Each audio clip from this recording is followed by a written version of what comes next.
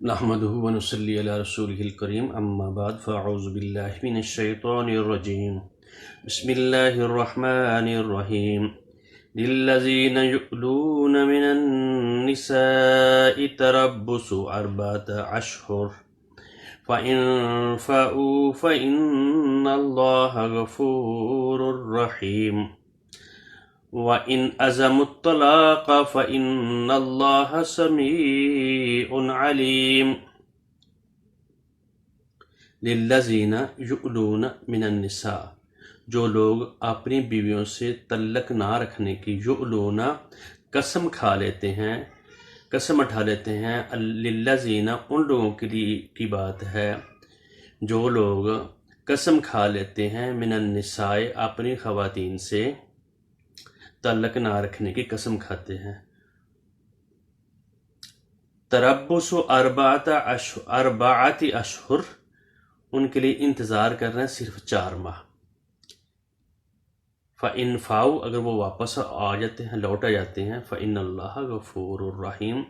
تو بے شک اللہ تعالیٰ ان کو معاف کرنے والے، رحم کرنے والے ہیں۔ جن لوگوں نے قسم کھائی ہے اپنی عورتوں سے تعلق نہ رکھنے کی، تو ان کے لیے ایک ٹائم مقرر کر دیا کہ یہ تم 4 ماہ تک تمہاری مدت ہے، 4 ماہ میں اگر واپس آ جاتے ہو تو تم کو اللہ تعالیٰ معاف کرنے والے، رحم کرنے والے ہیں۔ فَإِنْ عَزَمُوا الطَّلَاقَ اگر وہ نے ارادہ کر لیا ہے، قصد کر لیا ہے طلاق دینے کا، فَإِنَّ اللَّهَ سَمِيعٌ عَلِيمٌ تو بے شک اللہ تعالیٰ خوب سننے والے، مسلسل سننے والے۔ سمیع کا مطلب ہوتا ہے مسلسل، ہر وقت سننے والے، علیم ان مسلسل ہی جاننے والے ہیں، ایک دفعہ جان کر بس نہیں، ہر بات کو جاننے والے ہیں۔ اس طرح یہ ہمارا معاشرتی سماجی جو خواتین اور مرد اور حضرات کا، خواتین و حضرات کا جو سلسلہ جاری ہے، جن انسان کا نکاح ہوتا ہے اور اس کے ساتھ یہ تعلقات ہوتے ہیں، تو پہلے یہ سلسلہ چل رہا ہے، تو اس سے پہلے جو بات ہوئی تھی، لوگوں قسم کھا لیتے ہیں کہ میں نیکی کا کام نہیں کروں گا، اللہ تعالیٰ کو گواہ بنا کر کہتے ہیں میں قسم اٹھاتا ہوں میں فلاں سے سلام نہیں لوں گا، فلاں سے رشتہ داری قائم نہیں کروں گا، فلاں سے ساری زندگی نہیں بولوں گا، فلاں کے ساتھ میں تعلقات قائم نہیں کروں گا، اور جتنے بھی معاملات ہیں، اور قسم کھانا جو اللہ تعالیٰ نے حکم دیا ہے کہ انتبرو کہ میں نیکی کا کوئی کام نہیں کروں گا، جتنے معاملات اخلاقیات میں سارے کے سارے جتنے بھی آتے ہیں یہ بر میں آتے ہیں، وہ تتقو میں تقوی نہیں اختیار کروں گا، قسم اٹھا لی، یعنی اس چیز کی قسم اٹھا لی کہ میں یہ تعلقات نہیں قائم رکھوں گا، یہ جتنے بھی حقوق العباد ہیں وہ بے رشتہ داری، مسکین، یتیم اور مستحقین جو والدین ہوتے ہیں، بہن بھائی ہوتے ہیں، ان سے تعلقات نہ رکھنے کی کسی ایک سے، کسی ایک معاملے میں بھی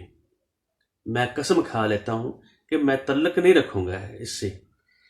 وہ تتا کو اور حقوق العباد نہیں میں یعنی ادا کروں گا۔ بعض اوقات لوگ اس طرح کی وہ اصلاح بین الناس اور لوگوں میں صلح کا کام، اچھا کام جو ہوتا ہے ان کے ساتھ برتاؤ نہیں کروں گا، تو یہ نیکی کا کام کرنے کے بیچ میں اللہ کو ڈال کر، یعنی اللہ تعالیٰ کے حکم کی مخالفت اور بغاوت، اس سے بڑا گناہ کوئی ہو سکتا ہے۔ تو اللہ تعالیٰ کہتے ہیں واللہ سمیع علیم، اللہ تعالیٰ خوب سننے والا ہے۔ یہ پچھلی آیت 224 میں بتایا گیا ہے۔ پھر آگے بتایا گیا کہ تم قسمیں کھاتے رہتے ہو، تو اللہ تعالیٰ یہ تمہاری جو لغویات میں جو ویسے تم قسمیں کھا لیتے ہو اس میں تو نہیں تمہیں پکڑے گا، ولیکن یؤاخذکم بما کسبت قلوبکم، جو تمہارے دلوں میں بات اور ہے، زبان پر اور ہے، منافقانہ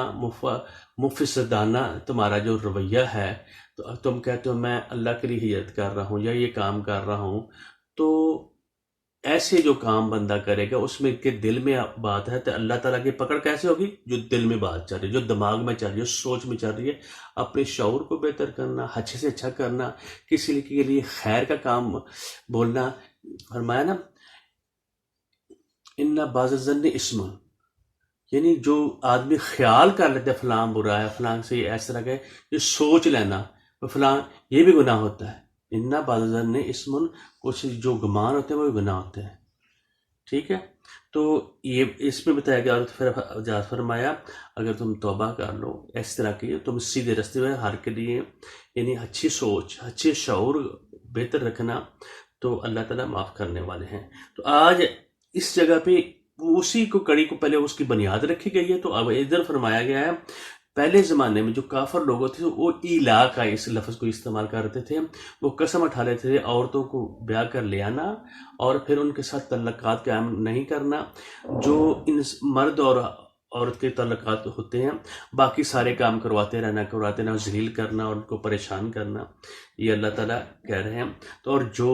اس میں یہ حد میں مقرر کر دی، جو 4 ماہ تک ایسے تعلقات نہیں قائم کرتا،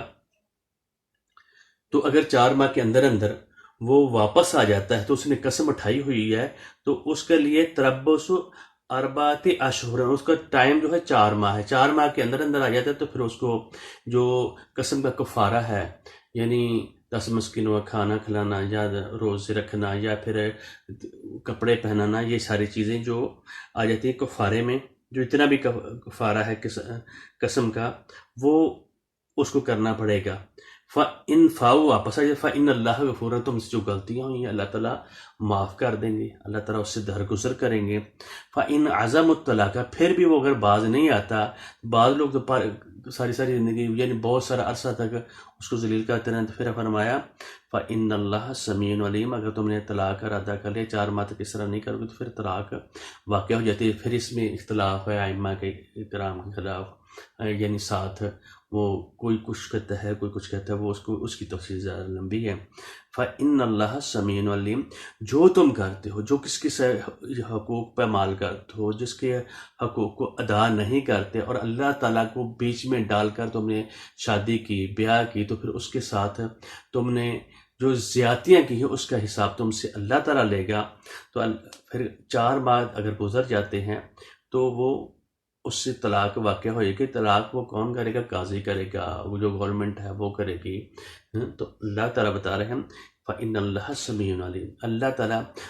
جو تمہاری حرکات ہیں، جو تم حرکتیں کرتے ہو ان کو سن بھی رہا ہوتا ہے اور اس کو جو جان رہا بھی ہوتا ہے۔ پیچھے آدم ہے اس کے جو اس نے دل نہیں کمایا، جو دل میں جو بات چل رہی ہے اوپر سے اس کے بہانے اور اس کے فریب کاریاں انسان کی ہوتی ہیں، تو ان کو بھی اللہ تعالیٰ مد نظر رکھتا ہے اور اپنے اس کے شعور اور دل اور اس پہ جو دماغ میں چل رہی بات ہے، جو فساد ہوتا ہے اس کے لیے آگے بات آ رہی ہے۔ پھر یہ 227 نمبر آتا ہے، 25-27 کو ہم نے تھوڑا سا اس کے لیے یعنی اس کو سمجھنے کی کوشش کی۔ پھر آگے جس طرح طلاق کے مسئلے آئیں گے اور آگے معاملات آئیں گے انسانوں کے لیے، اس معاشرے کے لیے، رہن سہن کے لیے، یعنی ان کو، کیونکہ یہ ہمارے تعلقات ہیں، ان کو اگر جو جوڑے گا اللہ تعالیٰ اس کو جوڑے گا، جو اس کو توڑے گا اللہ تعالیٰ اس کو توڑ دیتے ہیں۔ اور اللہ تعالیٰ کہہ رہے ہیں میں خوب سننے والا بھی ہوں اور خوب جاننے والا بھی ہوں، اور مجھے پتہ ہوتا ہے تم زبان سے کیا بول رہے ہو اور تمہارے دل میں کیا چیز ہے۔ یہ دونوں باتیں اس میں آ رہی ہیں۔ تو اللہ تعالیٰ قرآن پاک کو پڑھنے کی سبھی نے کی توفیق عطا فرمائے۔ بارک اللہ لی و لکم ولسائر المسلمین۔ السلام علیکم۔